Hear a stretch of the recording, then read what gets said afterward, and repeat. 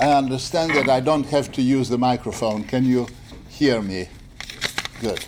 That's one of the things which I really don't like, and if I don't have to use it, I'd rather not. About 14 years ago, I have been commissioned to write a book entitled The United States and Poland, which was part of a series published by Harvard University called the Foreign Policy Library. Each volume has the title United States and a Given Country, and the idea behind these books is to interpret the given country to the American reader and to trace, insofar as it is applicable, the relations between the United States and that given country. The book was a challenge because I was trying, in a sense, to serve as an interpreter of Polish history for the American audience, and at the same time, consciously or subconsciously, I also thought that I may be serving as an interpreter trying to interpret the United States to the Poles. Perhaps the latter aspect of it assumed a certain reality, since this book in a very reduced form was translated into Polish and appeared then in the underground press in Warsaw.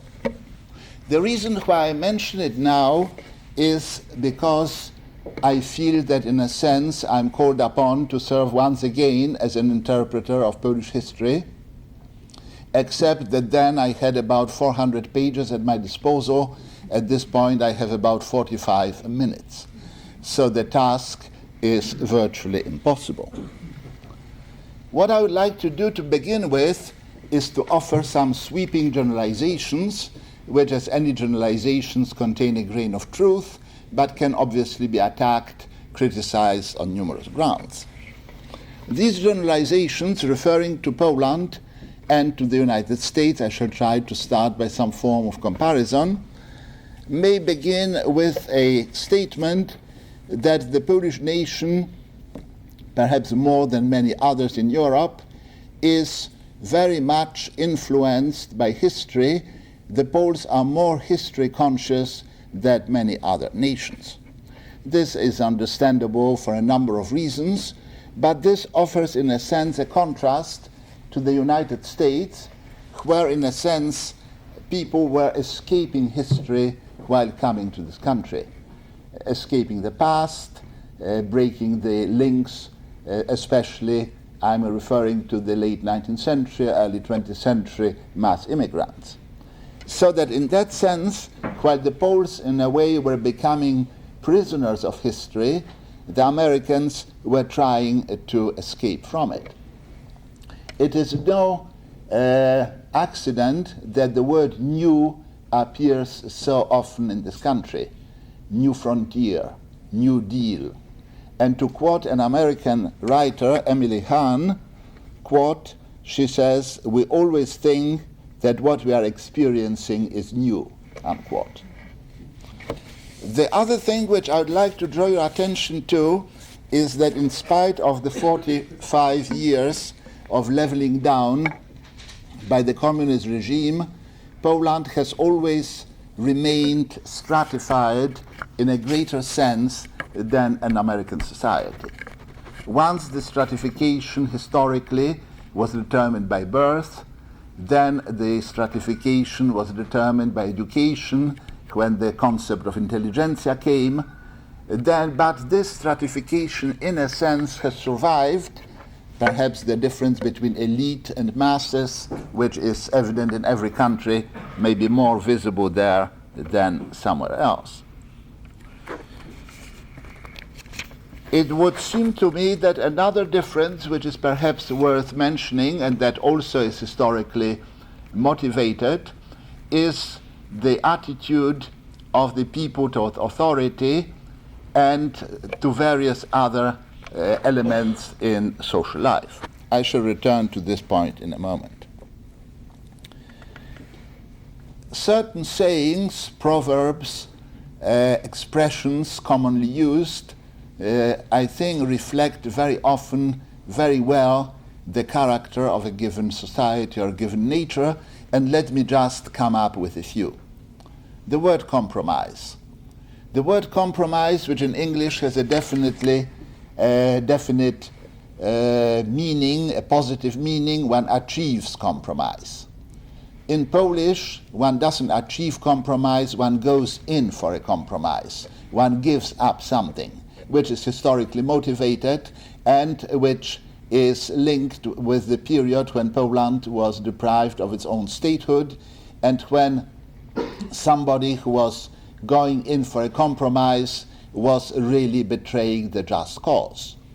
In the same way, uncompromising in Poland has been traditionally considered, this may be changing, has been traditionally considered as a man of principle. Uncompromising in this country, in American English and in English, is someone who really is inflexible, dogmatic, rigid. I think that this is fairly important. You all know the much used saying, if you can't beat them, join them. I would not dare to translate that into Polish because it would sound defeatist, against the grain of the language itself. There is another expression which I think is very much related to the capitalist type of society, selling a program. Again, almost untranslatable, selling a program, overselling a program, the notions of supply and demand which operate in so many areas, including university life, as we all know in this country, to a larger extent than somewhere else.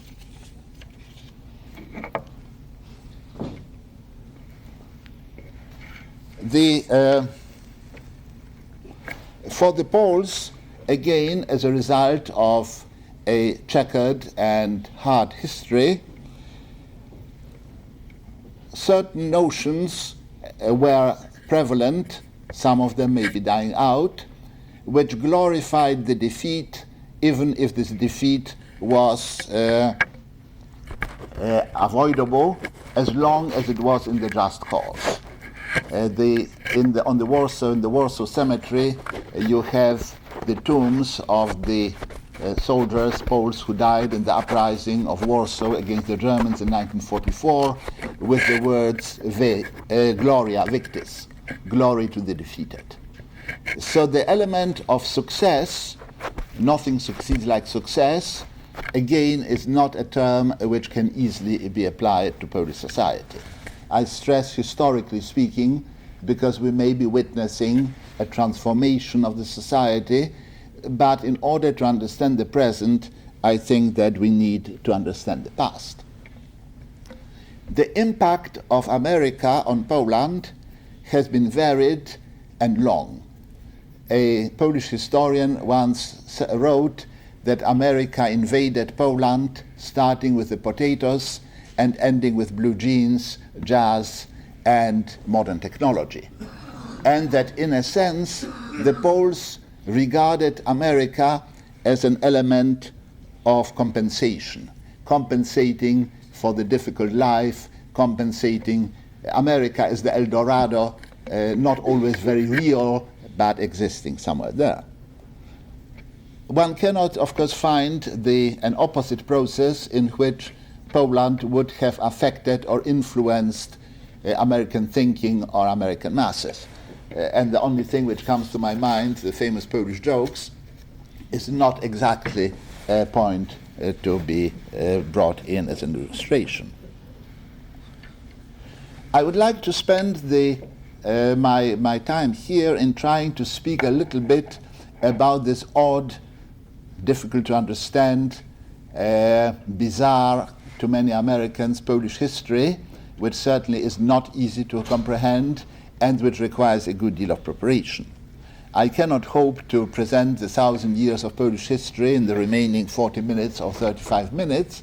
Thus, let me try only to draw your attention to what I consider some of the traditions and the trends. The word traditions, I think, appears in the title of my talk.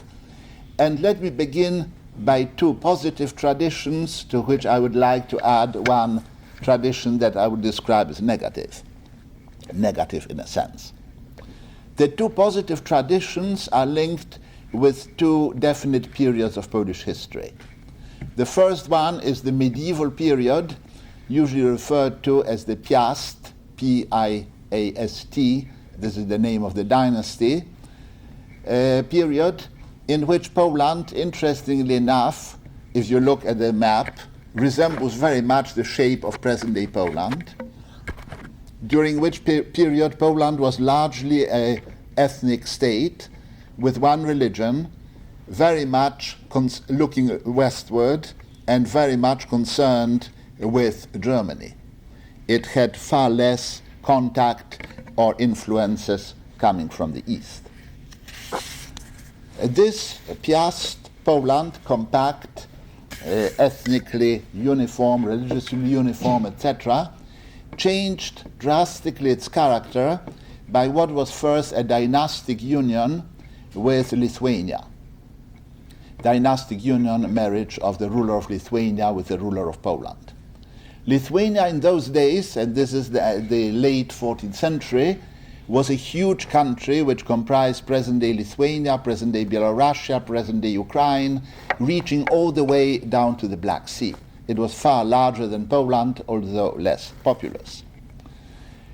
This dynastic union was, in late 16th century, transformed into a into a real union, a federation of sorts, a dualist system, dual country, in which the word Polish was used in two ways: Polish in the sense of ethnic Poles, the Polish part, and Polish in the sense, political sense, for the whole country. As I thought on various occasions, and as Norman Davis, the British historian who wrote a very popular history of Poland, remarked, it was a pity that no other word had been invented like British, which comprises the English, the Scots, and the Welsh. It would have avoided some of the complications and some of the misunderstanding, which I'm sure an American or non-Polish reader must feel when opening the most important Polish national poem, national epic of the 19th century, which begins with the words Lithuania, my fatherland, but which means at the same time Lithuania meaning Poland, and he uses the two words interchangeably. And that again is difficult to understand and difficult to explain unless you are conscious of this double sort of meaning of the term. In contrast to the Piast Poland, the Jagiellonian Poland, here again the term Jagiellonian refers to the dynasty that came from Lithuania, was a huge state, a multi-ethnic state, a multi-linguistic state, a multi-religious state. Thus it represented a different tradition and a different trend, in a sense completely new departure in Polish history. It was in existence until the partitions of Poland, which in fact were partitions of the Polish-Lithuanian Commonwealth.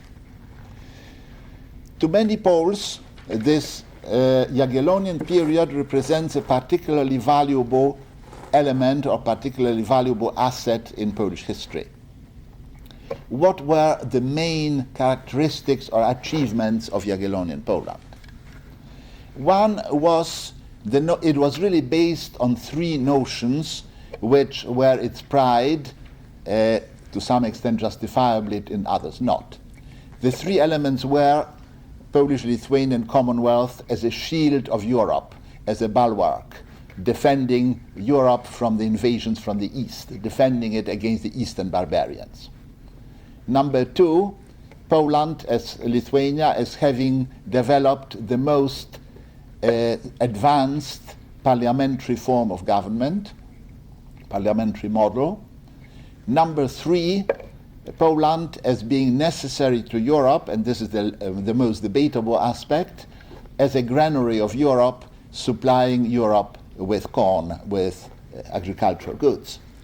The belief in this last factor as making it impossible for Poland ever to collapse because it was so necessary brings to my mind an American analogy, which may not be perfect, as most analogies are not, of the King Cotton in the South, in antebellum South, as being the element which is so necessary to Europe that one cannot imagine the South being defeated, because for England, France, and for Western Europe it was absolutely essential.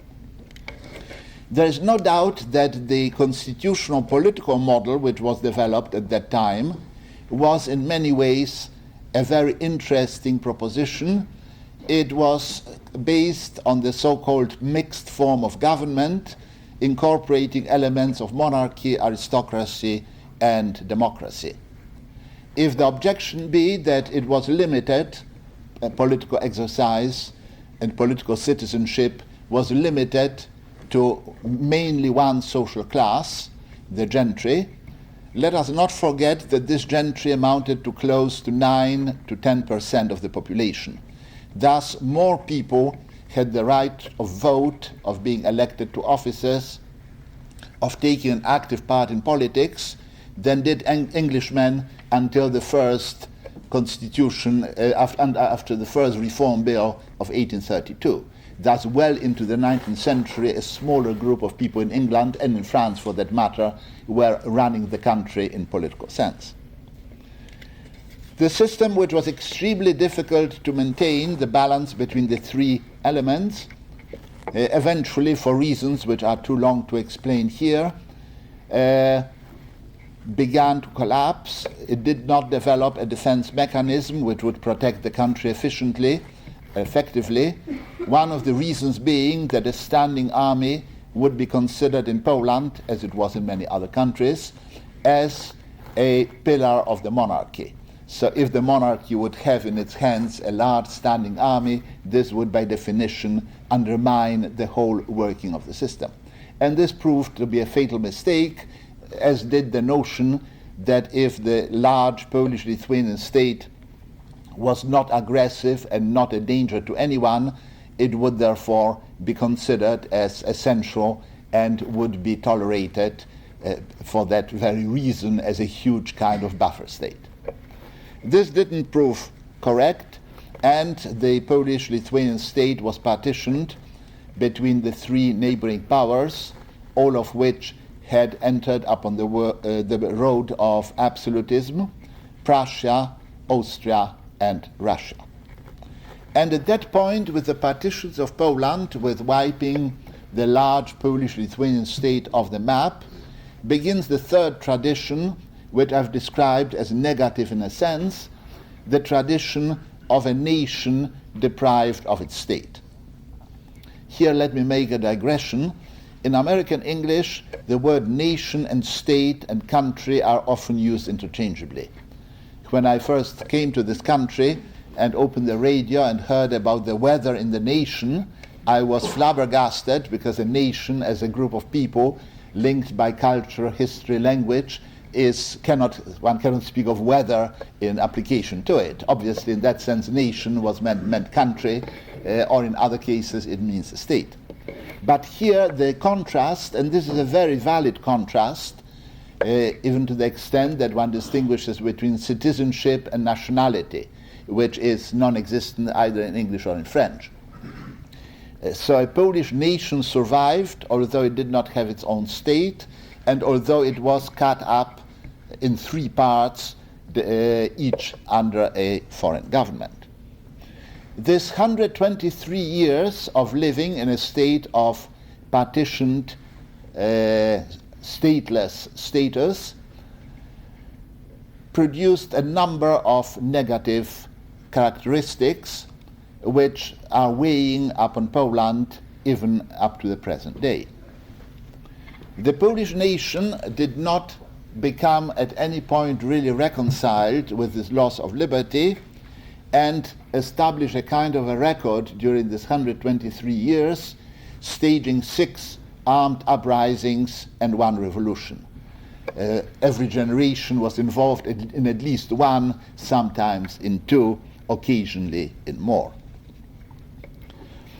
Why do I describe this, apart from the obvious fact of being deprived of one's own statehood? Why do I speak of a negative impact of the tradition of this period? And why do I feel that to some extent it is visible even today. The Polish lands were incorporated into 3 states, which each had its different outlook, tradition, policy. Each of them tried to integrate the Polish part economically in its own body, tried to connect it with its own state rather than with the other parts. This can be visible in such things as the remaining, in spite of the mass movement and leveling, and obviously far less now than was true before the war, in different characteristics of Poles from western region, let's say of Poznania, Poles of central Poland, Poles of eastern Poland. These characteristics have for a long time been very easy to recognize and quite striking.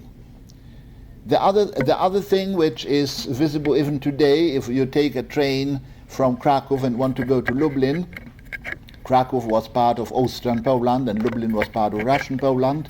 You do not have, or did not have, unless it's changed, I haven't been to Lublin for a couple of years, you don't have a quick and good express train for the reason that the border cut the railroad network into parts connecting this part with Russia and the other part with Austria.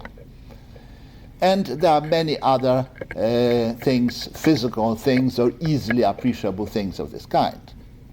Less evident, perhaps, are the negative attitude towards authority. For over a century, authority was they, and the contrast between they and us was very visible. The policeman was the symbol of foreign oppression. The army was the symbol of foreign army, which one was conscripted to. And of course, economically especially, the term which is no longer very fashionable with Polish historiography, and I agree it's been overused, the expression that Poland missed, quote unquote, the 19th century. By missing the 19th century, one means missing the Industrial Revolution, missing the most important development of a common market, of creating all these modernizing functions which many other states accomplished during this time. All this had to be, and to some extent could never be made up for, but it had to be made up for later. The element which was binding the parts of the partitioned country was culture. And culture, in that sense, has then and ever since occupied a particularly strong place in Poland. I don't want to sound as if Poland, the culture, was the most important or most unique sort of importance of culture was the most unique characteristic of Poland. Let me cite in this respect a story of the Czech writer Milan Kundera, who wrote that when he came in Paris after 1968 and tried to describe to his French friends what horrible things were done to his country, he said, and the occupiers suppressed all the literary journals. Imagine that. And only it took him a while to discover that if all the literary journals were suppressed in Paris, very few people would care about it and would not be particularly shocked by their disappearance. In that sense, culture was a substitute for many things with good and bad effects or byproducts. And it has remained, I would claim, even today. Now, in 1918, Poland re-emerged as a state under very complex circumstances, re-emerged as a state which was neither fully a return to the pre-partition country, one cannot obliterate 123 years, and one cannot pick up from the moment as if nothing happened, nor was it a completely new country. It was something in between. An attempt was, and what I should add, and this is a very important point, and I will keep repeating it, it emerged from the First World War devastated economically. The Eastern Front moved back and forth across Polish lands, which was not true for such countries as Bohemia, later Czechoslovakia or Hungary. The same thing is true even on a larger scale in the Second World War. So that when often one thinks about the level of Czechoslovak or Hungarian economic establishment, industrial establishment, infrastructure, etc., and one compares Poland unfavorably to these two countries, one tends to forget that their starting point, both in 1918 and even more so in 1945, was completely different. In each case, Poland was pushed back and had to start all over again, a much more difficult position. To come back to the 1918 or post-1918 Poland, two concepts came to the foreground, each of them in a sense invoking the two traditions which I've mentioned earlier, the Piast tradition and the Jagiellonian tradition. Of course not in its entirety, but using them as a kind of a historic myth. The Jagiellonian tradition was used by the camp grouped around the man who became Poland's chief of state first, and then after 1926 his virtual dictator, Józef Piłsudski. He wanted to recreate a large Polish state, but realizing that after the age of nationalism, after the 19th century, this was impossible, he thought of a federalist solution, of a bloc of countries linked in one way or another. He never really developed a blueprint. He was much too pragmatic for that. But by and large, his concept of Poland linked with Lithuania, Belarus, Ukraine is described as the federalist concept. His main opponent and the leader, Piłsudski, was connected with the socialists, although he later moved away from them. His main opponent and the leader of the National Democrats, the right, really the father of modern Polish nationalism, Roman Dmowski, had a different concept. He harking back to Piast, westward-oriented Poland. He wanted to have a Polish state which would be not ethnically Polish, that was impossible to achieve, but in which the Polish element would predominate very clearly. It would be a centralized state and hopefully Polonize or absorb the non-Polish Belarusians, Ukrainians, who lived in areas which in some cases were inextricably mixed.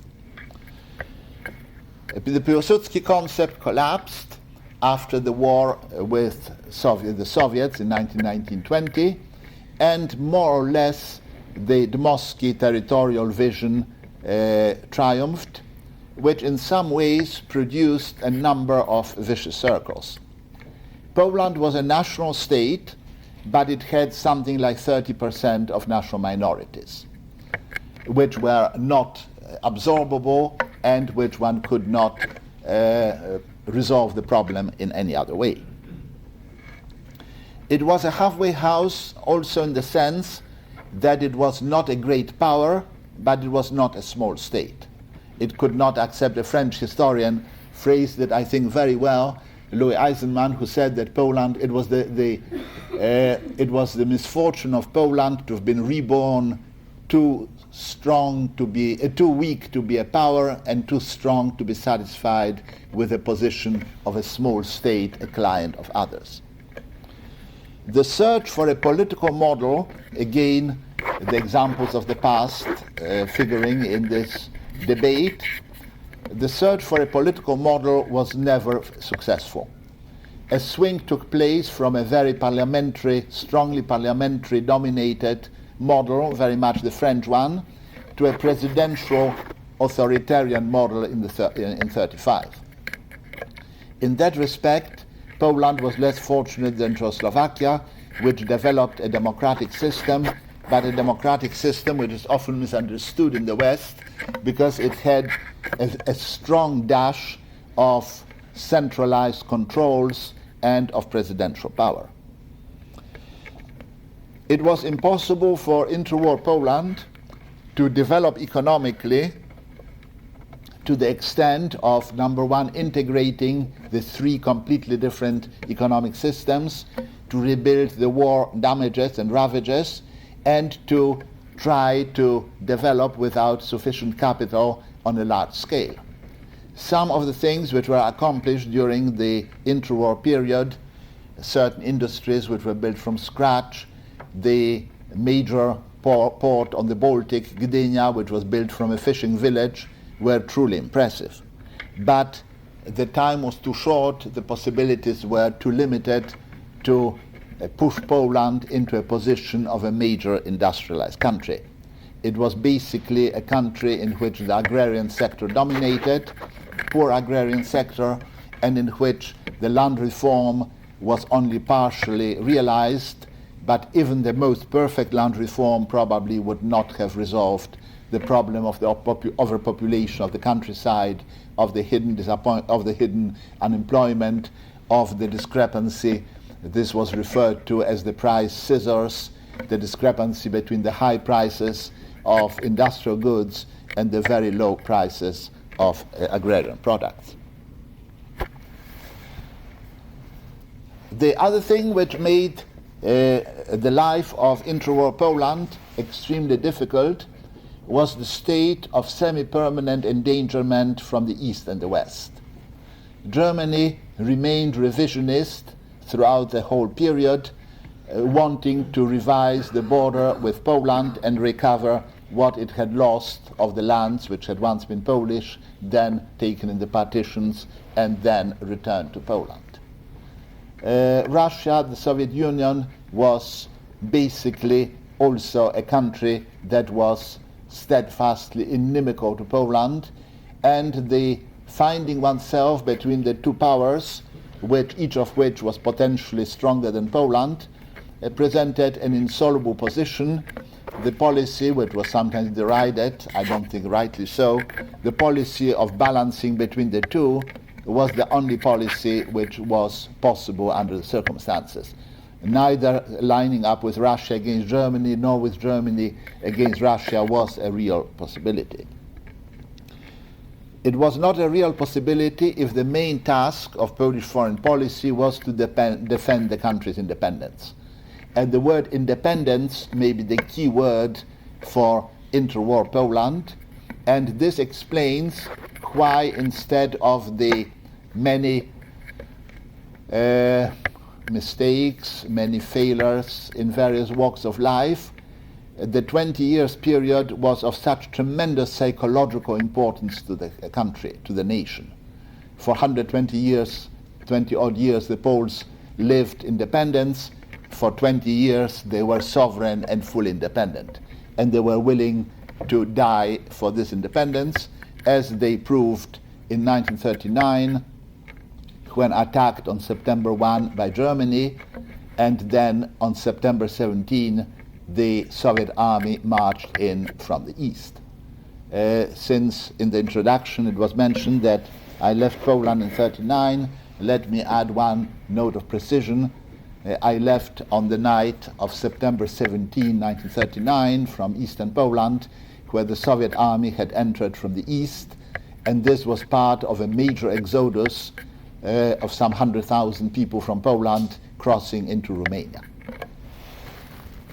The Second World War was another kind of a traumatic experience for the nation, and again, many of the present-day phenomena in Poland can to some extent at least be linked with that experience.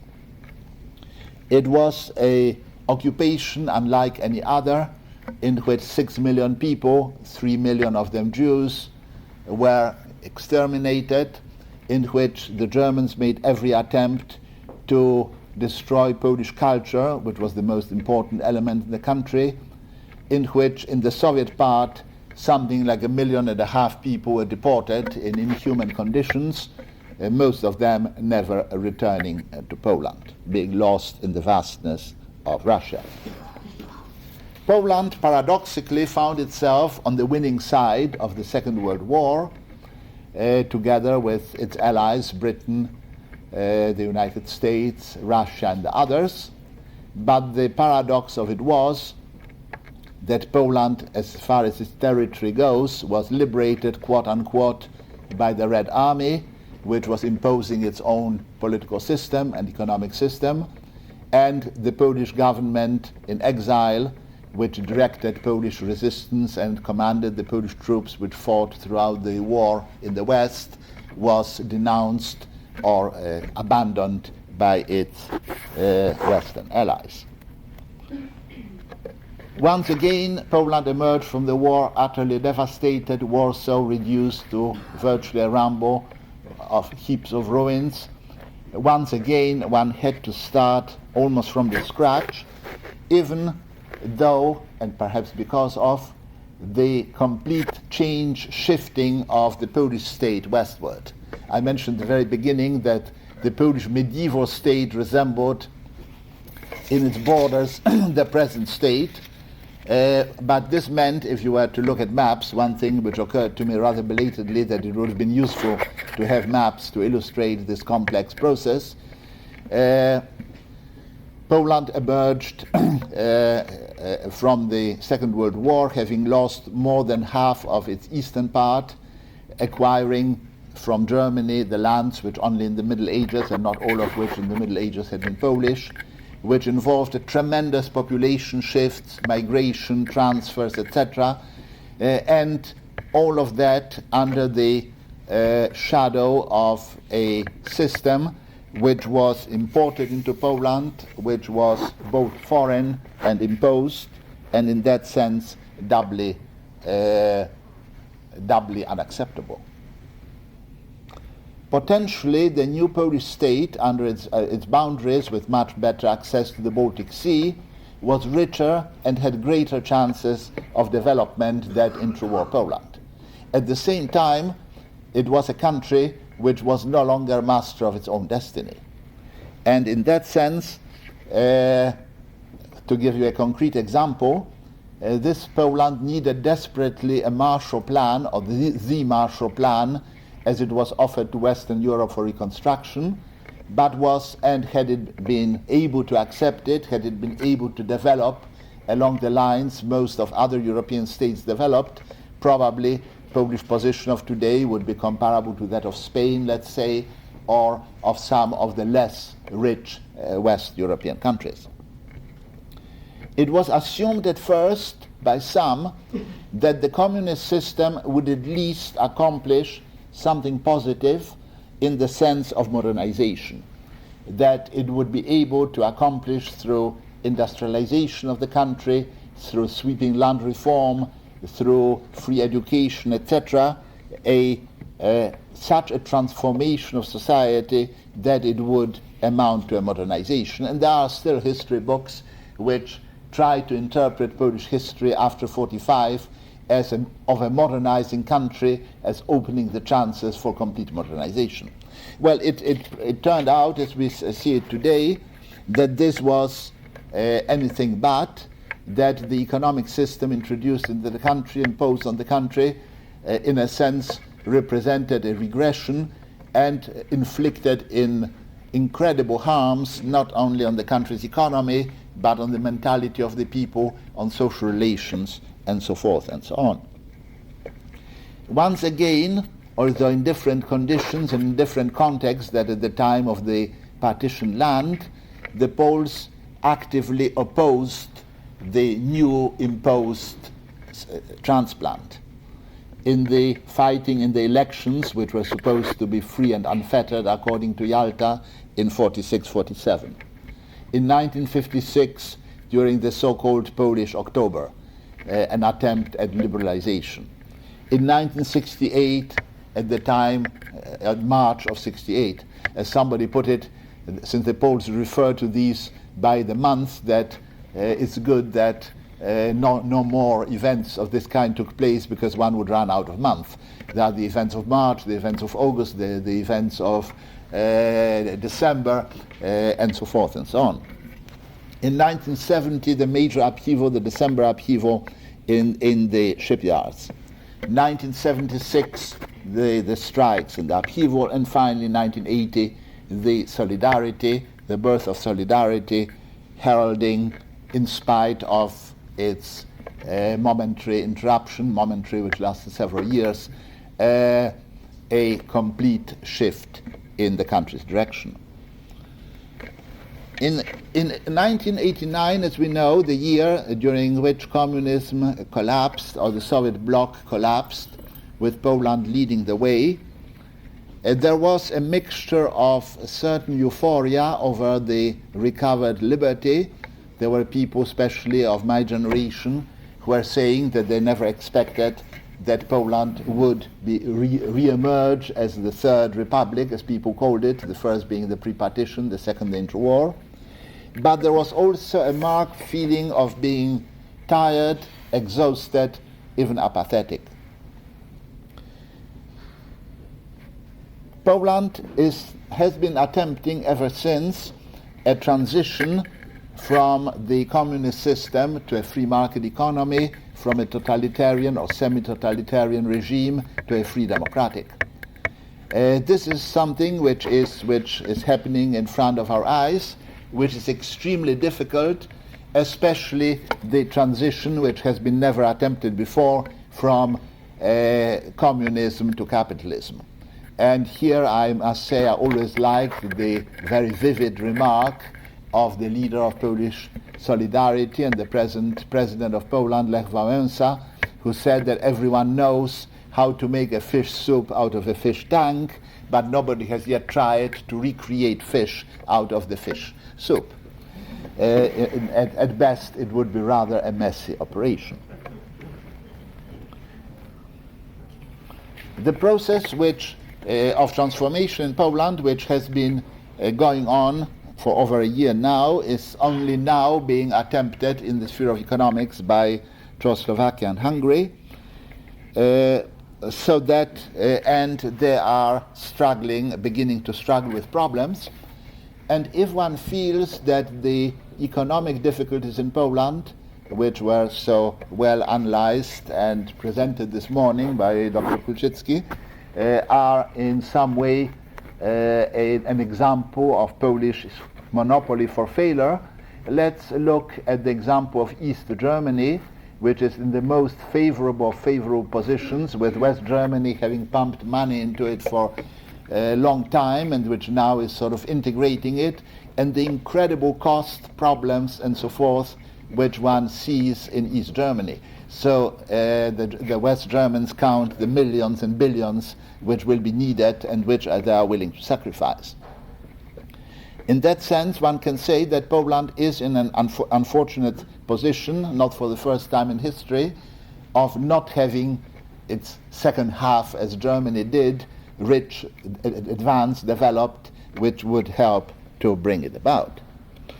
In a sense, one could feel that the international constellation of accompanying or the scene of Poland's rebirth in '89 was favorable. Gorbachev and Perestroika in Russia favoring the Polish changes, or at least not opposing the Polish changes. Unification of Germany, which seemed to be also operating in spite of the problems over the border, which were, I don't think, as severe as they sometimes appeared in the press, and a great deal of sympathy in the West.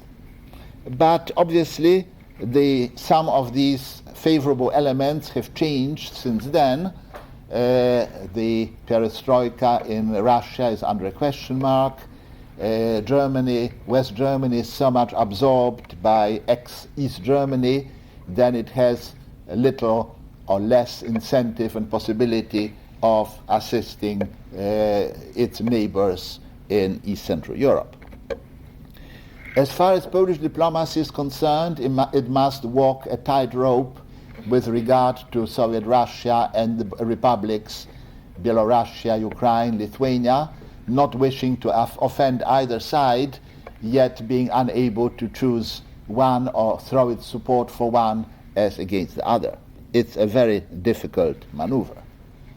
The crisis in the Gulf came from the Polish point of view at the worst possible moment. Polish history has not always been treating Poland very well, and here is another example of it. The only country which was owing Poland money and was ready to deliver oil now found itself in a conflict for which Polish losses are fairly high. it seems to me that we are now facing a situation, and the Polish situation should not be taken in isolation, in which two possible developments can take. And here I would like to warn you that since a historian is trained to analyze the past, not to predict the future, this is speculation rather than a founded judgment of a historian. So speculating, we can sort of see, at least I can see, two kinds of scenario. Either the borders of either the Iron Curtain, so-called, would completely disappear in the sense of freedom of movement of population of Eastern Europe, Russia, and so forth, in which case we can see a gigantic migration from east to west, destabilizing Western Europe, interfering very seriously with the process of evolution towards Europe of '92, and creating havoc. The other would be a establishment of a new Iron Curtain, this time not on political but on economic grounds, a kind of a Rio Grande, the one which separates, as we know, the rich United States from the poor Mexico, separating the rich Europe from the poor Europe. I don't think that the second possibility is really one which statesmen and economists of Western Europe can contemplate in the long run as a solution. So I think that in the good interest of Europe as a whole, a large-scale master plan of economic reconstruction of Eastern Europe, or what used to be Eastern Europe, so that the people would not be tempted to leave it and move westward, but would be perfectly satisfied to stay and develop it, is the only way out